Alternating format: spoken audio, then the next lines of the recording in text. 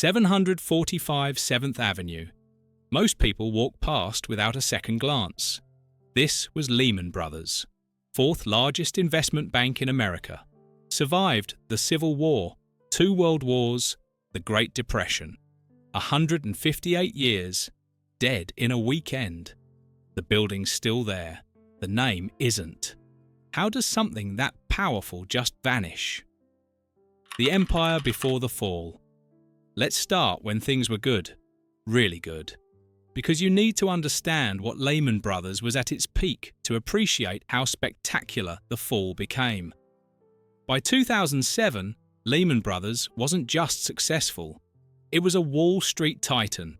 The firm employed over 25,000 people worldwide.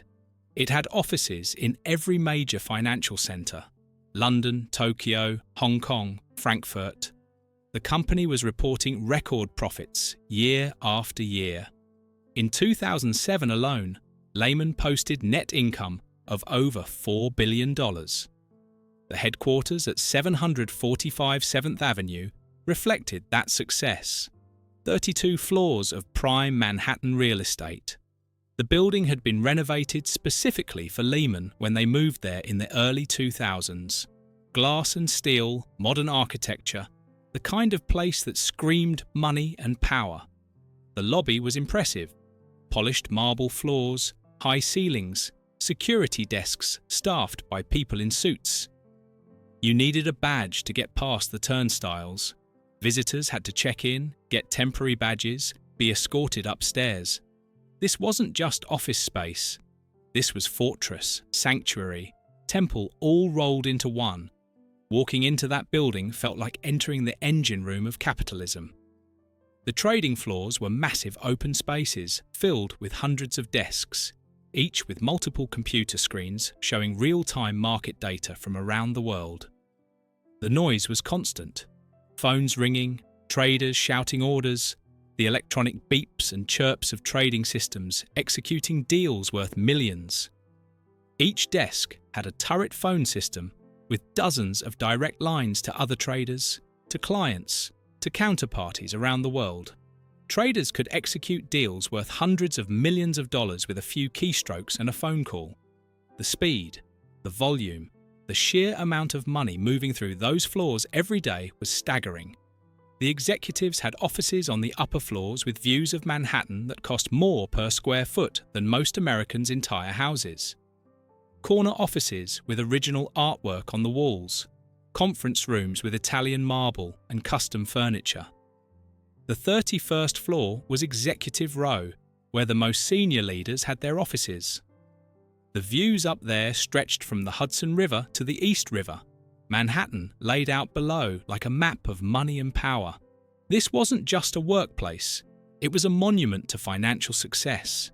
Richard Fuld was the CEO.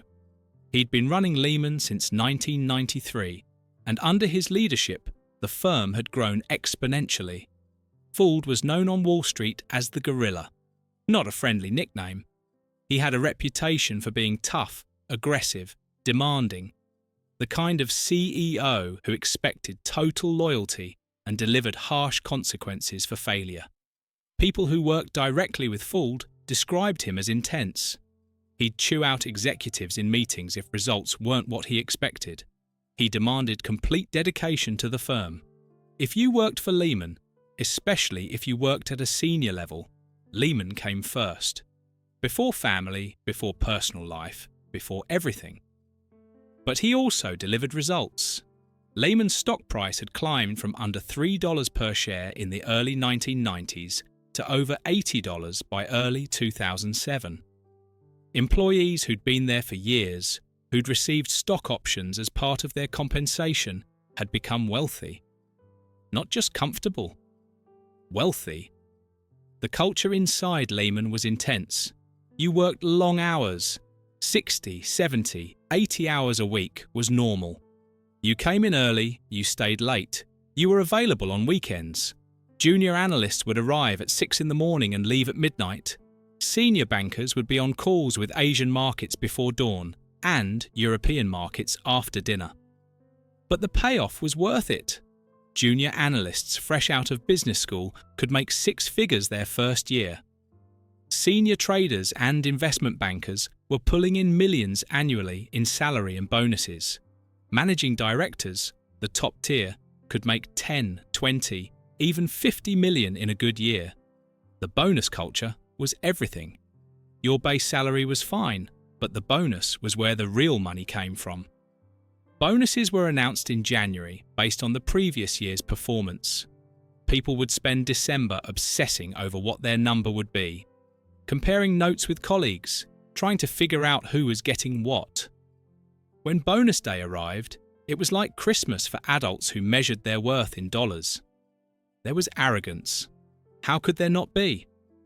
When you're consistently making money, when your bonuses keep getting bigger, when every year sets a new record, you start to believe you're smarter than everyone else, that the rules don't quite apply to you the same way.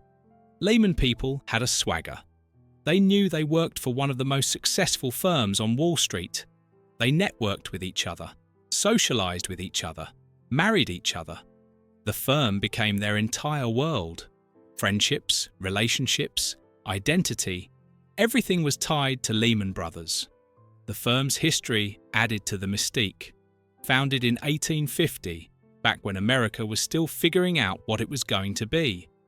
The Lehman family had started with a dry goods store in Alabama, then moved into cotton trading, then into finance. By the early 1900s, Lehman Brothers was underwriting stock offerings and financing the growth of major American companies. They'd survived the Panic of 1907, the crash of 1929, and the Great Depression. They'd helped finance the post-World War II economic boom. They'd navigated the inflation of the 1970s, the savings and loan crisis of the 1980s, the dot-com bubble of the late 1990s. 158 years of surviving and thriving. That history created a sense of invincibility. We've been through everything. We're survivors. We know how to navigate crises. This belief was deeply embedded in the firm's culture. Lehman specialized in several areas, but by the mid-2000s, one area in particular was driving massive profits: real estate, specifically mortgages and mortgage-backed securities. The housing market was booming. Home prices were rising everywhere. People were buying houses they couldn't really afford, and banks were giving them mortgages anyway because housing prices only went up, right? Lehman was in the middle of this. They'd originate mortgages through their lending subsidiaries. They'd bundle those mortgages into securities and sell them to investors. They'd keep some on their own books as investments. The whole machine was generating enormous profits. They'd also use borrowed money to amplify their returns, a practice called leverage. By 2007, Lehman's leverage ratio was over 30-1. For every dollar they actually owned, they'd borrowed 30 more to invest. This meant their returns on equity were spectacular. A small profit on an investment became a huge profit when you factor in the leverage. When everything's going up, leverage makes you look like a genius.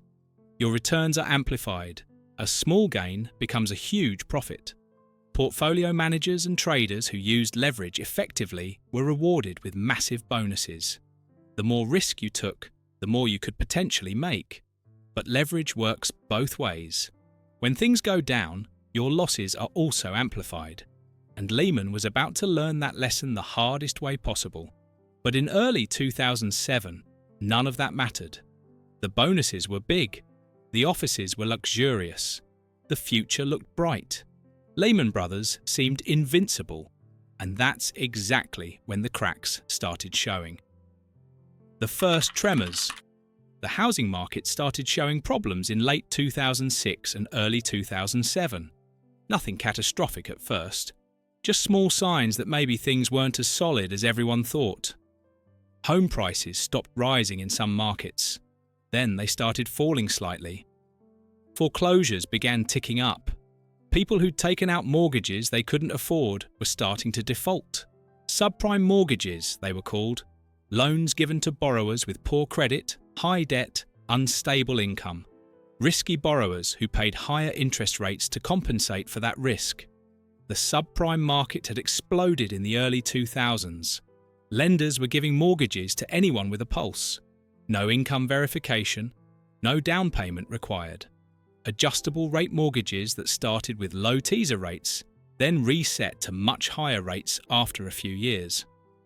The assumption was always that borrowers could refinance before the reset, using the increased value of their homes as collateral. But that only worked if home prices kept rising. When they stopped rising, when they started falling, the whole system broke down. Borrowers couldn't refinance. They couldn't afford the higher payments when their rates reset. They defaulted. The houses went into foreclosure. The lenders took losses. Lehman had a lot of exposure to subprime mortgages, both directly through loans they'd made and indirectly through mortgage-backed securities they owned. But the firm's leadership kept saying everything was fine. The housing market was just experiencing a normal correction. Things would stabilize. This wasn't a crisis.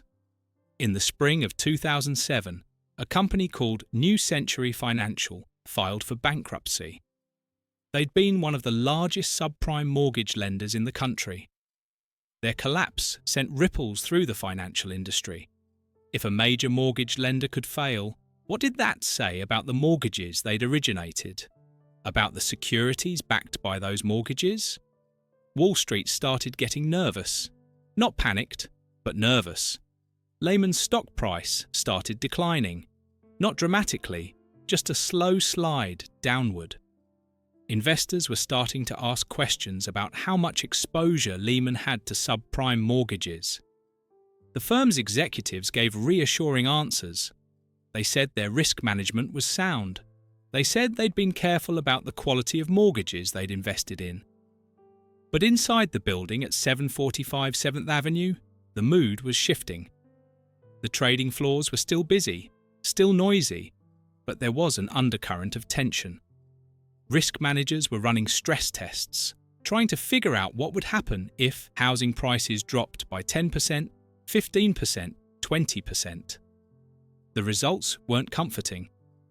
The firm had a chief risk officer, Madeline Antoncic. She'd been raising concerns about Lehman's real estate exposure for months. She was pushing for the firm to reduce its positions, to build up capital reserves, to prepare for potential losses.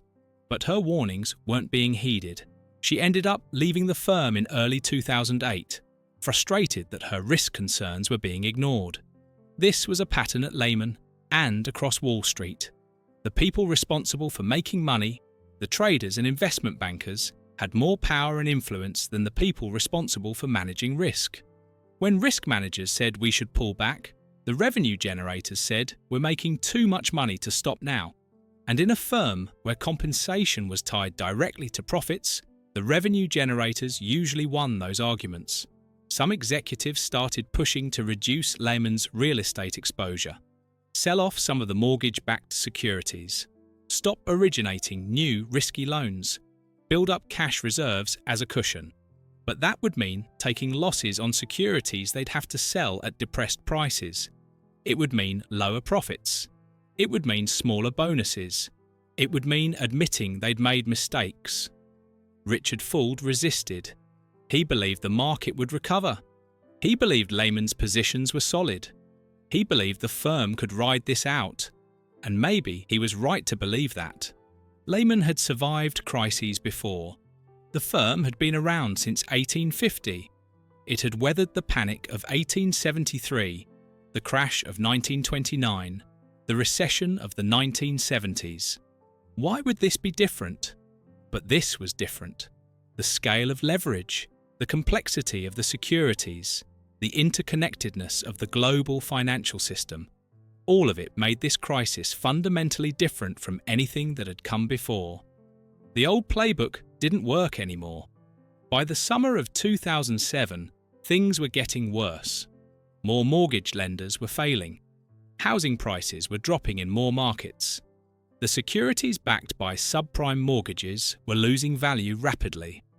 Investors who owned these securities were trying to sell them, but there weren't many buyers. which drove prices down further. In August 2007, a French bank called BNP Paribas announced they were freezing withdrawals from 3 investment funds because they couldn't accurately value the mortgage-backed securities the funds owned. That announcement triggered something close to panic in financial markets. If a major European bank couldn't value these securities, what did that mean for everyone else who owned them? The problem was that these securities were supposed to be easy to value. They were rated by rating agencies like Moody's and Standard & Poor's. Many had been given AAA ratings, the highest possible grade, supposedly as safe as government bonds. But it turned out the ratings were garbage. The agencies had given high ratings to securities that were actually full of risky subprime mortgages because the banks issuing the securities paid the rating agencies for the ratings. Conflict of interest much? Lehman's stock dropped sharply. In a matter of weeks, it went from the 60s down to the 40s. The firm reported its first quarterly loss in years. Not a huge loss, but a loss nonetheless. The streak of record profits was over. Employees started getting worried. Not about their jobs yet, but about their bonuses. About their stock options that were suddenly worth a lot less. About whether this was temporary or the beginning of something worse. The executives were worried too, but they couldn't show it. They had to project confidence. They had to reassure investors, clients, employees, regulators. Everything is under control. We're managing our risk. We have adequate capital. The fundamentals of our business are strong. But inside the risk management meetings, inside the executive sessions, people were starting to realize this might be more serious than a normal market correction. The housing market wasn't stabilizing, it was collapsing. And Lehman Brothers was sitting on tens of billions of dollars in real estate-related assets that were declining in value every single day. The question wasn't whether Lehman would take losses. The question was how big those losses would be and whether the firm had enough capital to absorb them. The dominoes start falling. March 2008. Bear Stearns collapsed. Bear Stearns was the 5th largest investment bank in America. Like Lehman, they'd been heavily involved in mortgage-backed securities. Like Lehman, they'd used massive amounts of leverage. When the mortgage market collapsed, Bear Stearns couldn't cover their losses. They couldn't meet their obligations. In a matter of days, they went from a functioning investment bank to a firm on the verge of bankruptcy. The collapse happened with terrifying speed. On a Monday, Bear Stearns was telling investors and clients they had adequate liquidity. By Thursday, they were out of cash. The Federal Reserve had to arrange emergency financing just to keep them operating through the weekend. By the following Monday, the deal was done. Bear Stearns was being acquired. The Federal Reserve and JP Morgan Chase orchestrated a rescue. JP Morgan agreed to buy Bear Stearns for $2 per share. $2. A year earlier, Bear Stearns stock had been trading at over $160. The shareholders got almost nothing. The employees lost their jobs or got absorbed into JP Morgan at reduced positions. The $2 price was initially increased to $10 per share after shareholders revolted. But either way, it was a devastation of wealth. Employees who'd been paid largely in stock and stock options watched their net worth evaporate. People who'd thought they were on track to retire comfortably found themselves essentially starting over financially. Everyone on Wall Street watched this happen with a mixture of shock and fear. If Bear Stearns could collapse that fast, any of them could be next.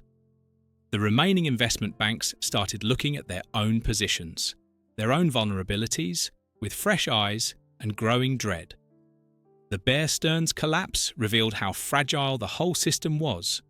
These firms depended on short-term funding to finance their long-term investments. Every day, they had to borrow billions of dollars just to keep operating. This funding came from money market funds, from other banks, from corporate treasuries. It was called the repo market, short for repurchase agreements. When lenders lost confidence in a firm, they'd stop lending. or they'd demand more collateral, or they'd charge higher interest rates. And once that process started, it could become a death spiral. You need to borrow money to meet your obligations. Lenders won't lend because they're worried you can't pay them back. You can't meet your obligations. Lenders' fears are confirmed. The firm collapses. Bear Stearns had died from exactly this kind of modern bank run, not depositors lining up to withdraw their savings like in the Great Depression, but sophisticated institutional investors refusing to lend overnight, which had the same effect. At Lehman Brothers, the executives knew they were in trouble. The firm had even more real estate exposure than Bear Stearns had. Their leverage was higher. Their capital cushion was thinner. If the market turned against them the way it had turned against Bear Stearns, Lehman might not survive either. Richard Fuld and his team started exploring options. Could they raise more capital? Could they sell off some divisions to generate cash? Could they find a buyer for the whole firm? These conversations were happening in conference rooms on the upper floors of 745 7th Avenue, behind closed doors, with only the most senior executives present. The atmosphere in those meetings was tense. These were people who'd spent their careers projecting confidence and control. Now they were facing the possibility that their firm might fail, that everything they'd built might collapse. The discussions got heated. Some executives wanted to take drastic action immediately. Others believed they could muddle through. Fuld tried to balance the competing viewpoints while also dealing with the external pressures from investors, regulators, and the media. They tried to raise capital. In June 2008, Lehman announced they were raising $6 billion by selling new stock and preferred shares. It was supposed to be a show of strength. Look, investors still believe in us.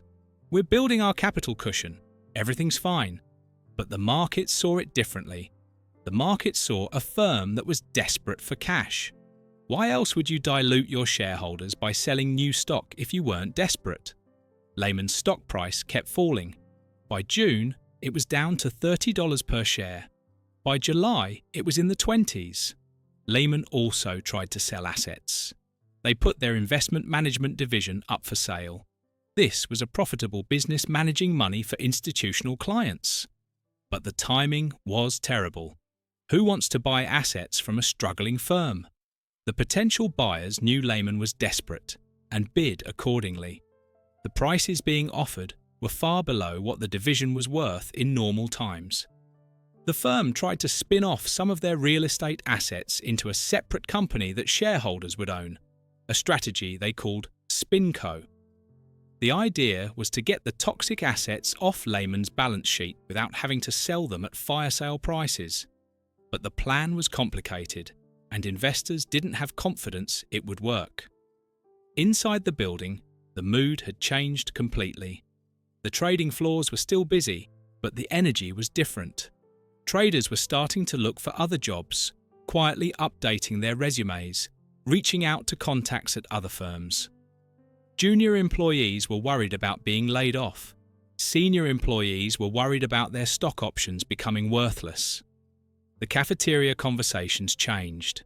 Instead of talking about deals and bonuses, people were talking about whether the firm would survive, whether they should get out now or stick it through, whether their loyalty to Lehman was going to be rewarded or whether they were going down with the ship. There were layoffs.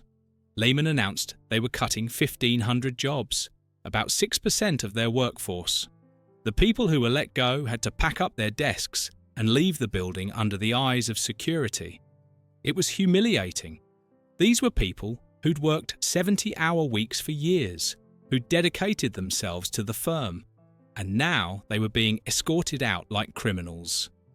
The process was cold. You'd get called into a meeting with HR. They'd tell you your position was being eliminated. You'd have an hour to pack your desk. Security would watch you to make sure you didn't take any confidential information or sabotage anything. Then you'd hand in your badge and you were out. Some people saw it coming. If your division was losing money, if your business wasn't generating revenue, you knew you were vulnerable. Others were blindsided. They thought they were safe because they'd been there for years or because they had good relationships with their bosses. But in a crisis, none of that mattered. The cuts were about numbers, not people. The employees who remained weren't much better off. They knew more layoffs were coming. They knew the firm was struggling. They could see the stock price falling every day. Some of them had most of their wealth tied up in Lehman stock and stock options. They were watching their net worth evaporate in real time. The executives were trying to find a buyer. They approached several banks, both domestic and international. Would you be interested in acquiring Lehman Brothers? Or maybe a strategic partnership? An investment? Bank of America looked at Lehman's books. Barclays took a serious look. HSBC was mentioned as a possibility. Korean Development Bank was rumoured to be interested. But one by one, they all walked away. Nobody wanted to buy. The potential acquirers would look at Lehman's books, see the massive real estate exposure, see the leveraged positions, and walk away. The risk was too high. The potential losses were too unpredictable. Why buy a sinking ship? By August 2008, it was clear that Lehman was in serious trouble. The firm reported a loss of almost $4 billion for the second quarter. $4 billion. In one quarter. The stock price dropped into the teens. Employees started leaving. Not just the ones who got laid off. The ones who had options. The top performers who could get hired elsewhere. They saw what was coming, and they got out while they could. The brain drain made things worse. You can't run an investment bank without talented people, and the talented people were heading for the exits. Richard Fuld was still fighting. He believed he could save the firm. He was in constant contact with regulators, with potential investors, with other CEOs. He was working 18-hour days trying to find a solution. But the options were running out. The building at 745 7th Avenue, which had felt like the centre of the financial universe just a year earlier, now felt like a ship taking on water. People were bailing as fast as they could, but the water was rising faster. The final weekend. September 12th, 2008, Friday afternoon. Lehman Brothers had days left, maybe hours. The stock closed at $3.65 per share. The firm's market value had dropped from $45 billion to less than $2 billion in a matter of months. Throughout the weekend, there was a desperate push to save Lehman. The Treasury Department and the Federal Reserve brought together executives from all the major Wall Street banks. The meeting was at the New York Federal Reserve Building downtown, but everyone knew what was being decided would determine Lehman's fate. Two potential buyers emerged, Bank of America and Barclays, a British bank. Both were interested, but both wanted the government to provide financial support for the deal. They wanted the Fed to absorb some of Lehman's toxic assets, to reduce the risk for the acquiring bank. At 745 7th Avenue, a skeleton crew of executives and lawyers waited for news. The building, usually bustling even on weekends, was eerily quiet. Conference rooms were occupied by small groups having hushed conversations. People checked their phones obsessively, waiting for updates. Lehman employees who weren't at the office were at home, watching the news, calling each other, trying to figure out what was going to happen. Would there be a deal? Would they still have jobs on Monday? Would their stock be worth anything? The government made a decision. They would not provide support for a Lehman acquisition. They believed that the market needed to learn that firms could fail, that bailouts weren't automatic, that moral hazard needed to be addressed. They thought the financial system could absorb Lehman's failure. They were catastrophically wrong, but they didn't know that yet. Bank of America pulled out. They announced they were buying Merrill Lynch instead, another struggling investment bank.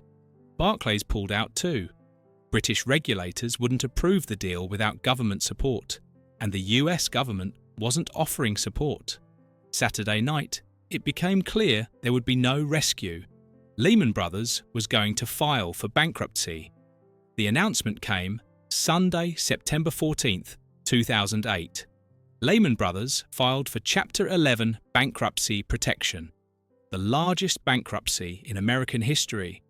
Over $600 billion in assets, 25,000 employees, 158 years of history. Gone. That Sunday, employees were told to come to the office to collect their personal belongings. Security was tight, people were crying, some were angry, shouting about how the executives had destroyed the firm. Others were numb, just going through the motions of packing up their desks. 20-year veterans were leaving with cardboard boxes full of family photos and coffee mugs. Young analysts who joined right out of college were walking out unemployed, their promising finance careers suddenly derailed. Everyone was trying to process what had just happened. The trading floor looked like a graveyard. Computer screens were dark. Phones weren't ringing. The energy and noise that had defined the place was gone. Just empty desks and shocked people trying to comprehend the magnitude of what they'd just lost. Richard Fuld was in his office on the upper floor. He'd been working around the clock all weekend, making calls, trying to find any possible solution right up until the end. Now there was nothing left to do. The firm he'd run for 15 years was bankrupt. The building he'd walked into as CEO was no longer really his. Outside the building, news cameras were set up. Reporters were doing live shots describing the bankruptcy. Curious onlookers gathered on the sidewalk, taking photos, trying to witness this historic moment. Inside, the people who'd built their careers and their lives around Lehman Brothers were leaving for the last time. But the real consequences were just beginning. The shock wave. Monday, September 15th, 2008. The stock market opened and immediately plunged. The Dow Jones dropped over 500 points. Not because Lehman failed, because everyone suddenly realized if Lehman could fail, any financial institution could fail. Panic spread through the global financial system. Banks stopped trusting each other. If you couldn't be sure which banks were sitting on huge losses from mortgage-backed securities, why would you lend to any of them? Credit markets froze. Banks stopped lending to each other, even for overnight loans. AIG, one of the largest insurance companies in the world, was on the verge of collapse. They'd sold insurance on mortgage-backed securities, and now they couldn't cover the claims. The government stepped in with an $85 billion bailout. So much for no more rescues. Money market funds started breaking the buck, meaning they couldn't guarantee their investors would get their full money back. These were supposed to be completely safe investments, as stable as bank accounts. People started pulling their money out en masse. Within days, the government was rolling out massive intervention programs. TARP, the Troubled Asset Relief Program, $700 billion to stabilize the financial system. Emergency lending facilities, guarantees on bank deposits, the Federal Reserve cutting interest rates to near zero. The recession that had been building accelerated into free fall. Companies started laying off workers by the thousands. The unemployment rate climbed. Housing prices continued to collapse. The stock market lost trillions of dollars in value. This wasn't just a financial crisis anymore. This was a global economic catastrophe. And the spark that ignited it all was the decision to let Lehman Brothers fail. Economists still debate whether saving Lehman would have prevented the financial crisis or just delayed it. But there's no debate about what actually happened. The failure of Lehman Brothers turned a serious financial problem into the worst economic crisis since the Great Depression. At 745 7th Avenue, the building was being emptied out. Bankruptcy trustees were taking inventory of assets. Valuable artwork was being catalogued for eventual sale. Computer equipment was being removed. The offices that had symbolized Wall Street power and wealth were being stripped bare. Lehman employees scattered. Some found jobs at other financial firms, though positions were scarce since everyone was cutting staff. Some left finance entirely, going to other industries or starting over in new careers. Some couldn't find work at all. Their specialized skills in investment banking suddenly worthless in a collapsing economy. The senior executives became targets. Richard Fuld was called to testify before Congress. He was grilled about his compensation, about the firm's risk management, about whether he'd misled investors. He defended his decisions, but the public wanted someone to blame, and he was the most visible target. Some former Lehman employees lost everything. Their salaries were gone. Their stock options were worthless. Their 401k accounts that had been heavily invested in Lehman stock were decimated. People who'd thought they were on track to retire comfortably found themselves starting over financially in their 50s. The lawsuits started. Shareholders sued, claiming the executives had misrepresented the firm's financial condition. Creditors sued, fighting over whatever assets remained. Employees sued over lost pensions and benefits. The bankruptcy proceedings would drag on for years, lawyers getting rich while everyone else fought over the scraps. The aftermath and the empty halls. The bankruptcy of Lehman Brothers officially concluded in 2012, almost 4 years after the initial filing. The firm's assets were liquidated. Creditors recovered some of what they were owed, though not everything. Shareholders got essentially nothing.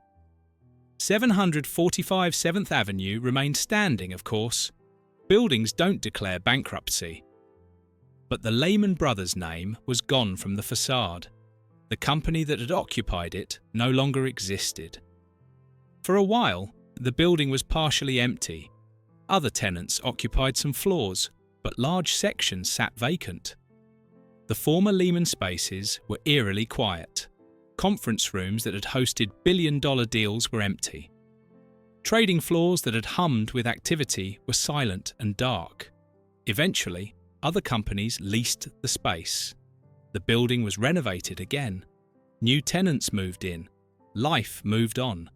If you visit 745 7th Avenue today, you'd never know it had been the headquarters of one of America's most powerful investment banks. There's no plaque, no memorial, nothing to mark what happened there. But the people who worked there remember. Former Lehman employees still talk about those days, some with nostalgia for the good times, the huge bonuses, the sense of being part of something powerful. Others with bitterness about how it ended, about the losses they suffered, about the careers that were destroyed. The financial industry changed after Lehman. New regulations were imposed. Banks were required to hold more capital. Leverage limits were established. Stress tests became mandatory. The idea was to prevent another firm from becoming too big to fail, or at least to make sure that if one did fail, it wouldn't take down the entire economy. Whether those changes worked is debatable. Banks are bigger now than they were before the crisis. The financial system is more concentrated. The same arguments about too big to fail still apply. We haven't really solved the fundamental problems that led to 2008. We've just made some adjustments and hoped they'd be enough. Richard Fuld never ran another major company. He became a symbol of Wall Street excess and failure. Fair or not, his legacy is tied to Lehman's collapse. He's wealthy enough that he'll never have to worry about money, which is more than can be said for many of his former employees. The building at 745 7th Avenue is just a building now. Modern, glass and steel, filled with companies doing business. Nothing special about it except its history. And even that history is fading. The financial crisis is old news. Younger people entering finance today weren't even working in 2008. To them, Lehman Brothers is just a case study in business school, not a real place where real people lost their jobs and their savings. But the lessons from Lehman should matter. The danger of excessive leverage, the risk of concentrating too much exposure in one type of asset, the importance of actually understanding the securities you're trading, the reality that firms that seem invincible can collapse almost overnight. Whether we've actually learned those lessons is another question. The human cost. Behind the trillion-dollar losses and the global economic crisis were actual people whose lives got destroyed. Jennifer worked in Lehman's human resources department. She'd been with the firm for 12 years.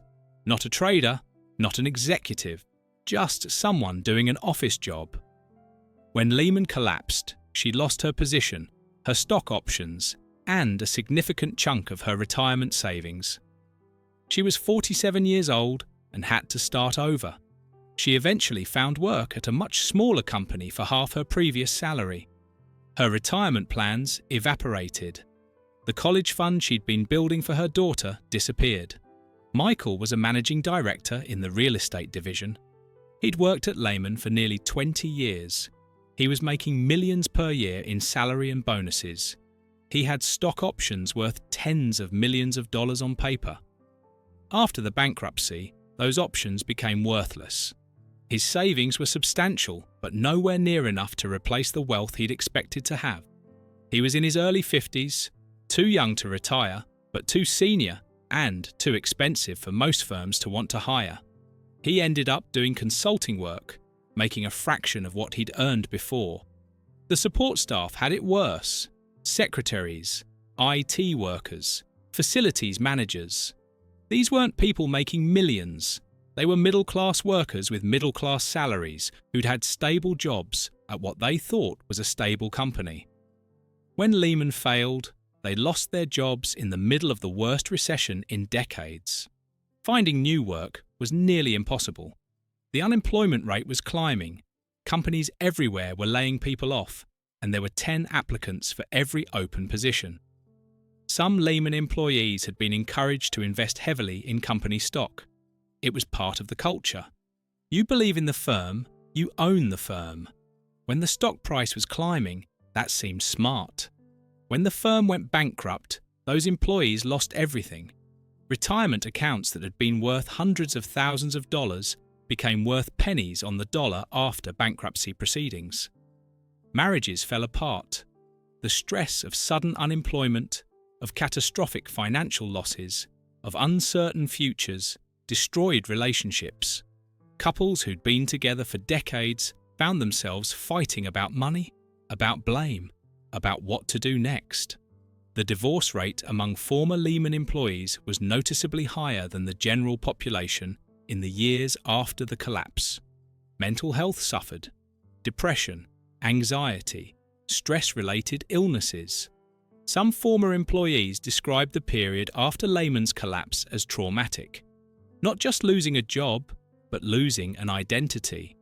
For people who defined themselves by their careers, by their positions at a prestigious firm, the bankruptcy was existential. There were a few cases where former employees took their own lives in the years after the collapse. The official causes were listed as health-related or personal, but their families and friends knew that the loss of their careers and their financial security had been major factors. The junior employees had a different kind of problem. Many of them had joined Lehman right out of top business schools. They'd taken on student debt to get those degrees, expecting to pay it off quickly with their Wall Street salaries. Then the firm collapsed before they'd even paid off their loans. They were in their mid-20s, unemployed, with six-figure student debt and minimal experience. The career path they'd planned disappeared overnight. Former Lehman employees formed informal support networks. They'd meet for drinks, commiserate, share job leads. There was a bond between them, a shared experience of having been through something catastrophic. Some stayed in touch for years, checking in on each other, helping where they could. But there was also resentment. The employees who'd lost their jobs and their savings watched as some of the senior executives walked away with significant wealth. Sure, they'd lost a lot too, but they'd also made tens or hundreds of millions during the good years. They had enough cushion to absorb the losses. The average employees didn't. The bankruptcy proceedings distributed some money to former employees for lost wages and benefits, but it was a fraction of what they'd expected, and it took years to arrive. People who needed money immediately to pay mortgages and support families had to wait while lawyers and bankruptcy trustees worked through the process. Some former Lehman employees left finance entirely. They'd seen how unstable it could be, how quickly a successful career could turn into unemployment. They went into other fields, taking their analytical skills and their work ethic to industries that seemed more stable, teaching, consulting, starting their own businesses. Others stayed in finance, determined to rebuild their careers. They took positions at smaller firms or at divisions of larger banks, working their way back up. The Lehman bankruptcy became a line on their resume, something they'd have to explain in job interviews. Were you part of the problem? Did you see it coming? Why should we trust you now? The city of New York lost thousands of high-paying jobs when Lehman collapsed. That meant less tax revenue, less spending at local businesses, less economic activity. The neighborhoods where Lehman employees had lived felt the impact. Home values declined. Local stores lost customers. The ripple effects spread far beyond 745 7th Avenue. What it means? Lehman Brothers wasn't just a company that failed. It was a symbol of an entire era of financial capitalism that crashed and burned. The firm embodied the belief that smart people using sophisticated financial engineering could eliminate risk.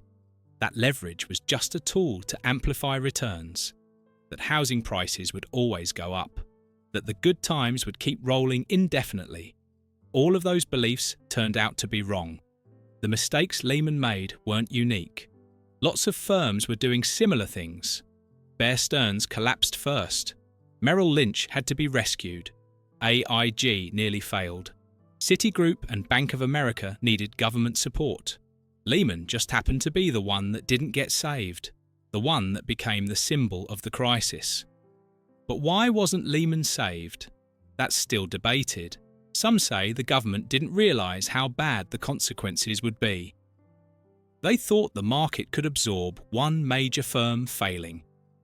They were wrong, but they didn't know it at the time. Others say it was political. The government had been criticised for bailing out Bear Stearns. There was pressure to let the market work, to let a firm fail, to impose some discipline on Wall Street. Lehman was the unlucky one that got chosen to make that point. Still others say it was practical. Lehman's problems were so deep, their losses so large, that saving them would have required an enormous government commitment. Maybe too large to be politically feasible or financially practical. Whatever the reason, the decision to let Lehman fail without government support turned a serious financial problem into a global catastrophe. The cascading effects brought the entire financial system to the edge of collapse. Only massive government intervention prevented a complete meltdown. The irony is that after letting Lehman fail to avoid moral hazard, the government ended up doing much larger bailouts anyway. AIG got $85 billion. Banks got hundreds of billions through TARP. The Fed created trillions of dollars in emergency lending programs. So the moral hazard argument didn't hold up. We just got the worst of both worlds. A major firm failing and causing chaos, plus massive bailouts anyway. The building at 745 7th Avenue stands as a physical reminder of all this. Not intentionally, it's just a building. But for people who know the history, it represents the peak of an era and the catastrophic end of that era. Wall Street has moved on. The financial industry recovered. Banks are profitable again. Bonuses are big again. In some ways, it's like 2008 never happened.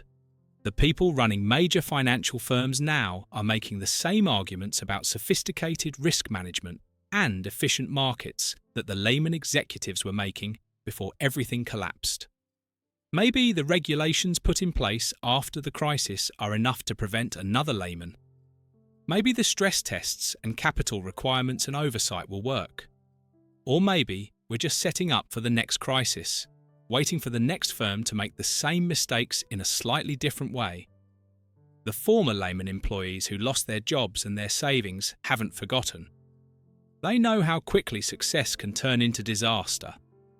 They know that the people at the top of these firms aren't infallible, that their confidence can be misplaced, that their risk models can be wrong.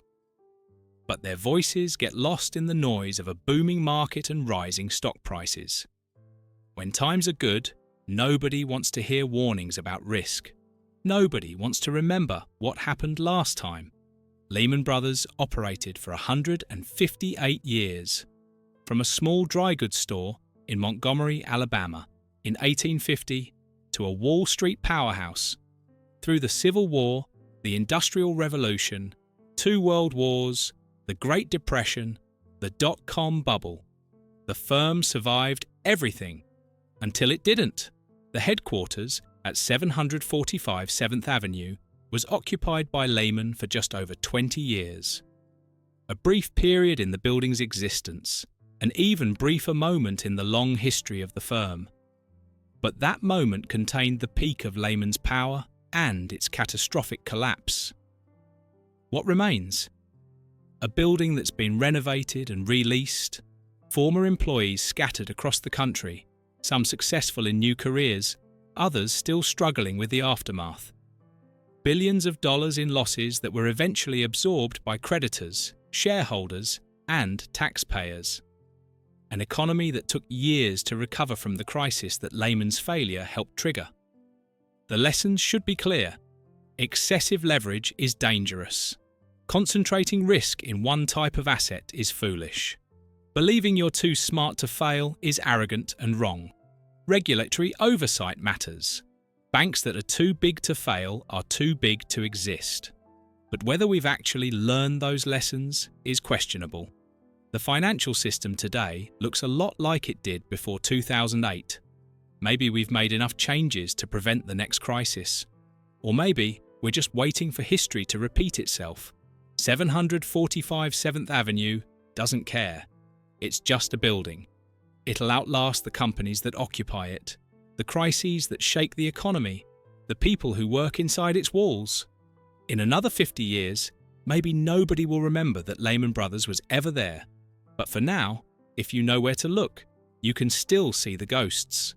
If you enjoyed this video, please like and subscribe to our channel so you never miss out on more fascinating stories.